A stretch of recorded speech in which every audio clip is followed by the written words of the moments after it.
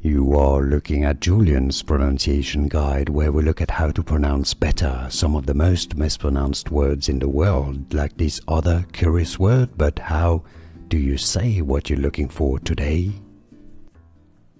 Let's learn how to pronounce this verb, an irregular verb pronounced as spring.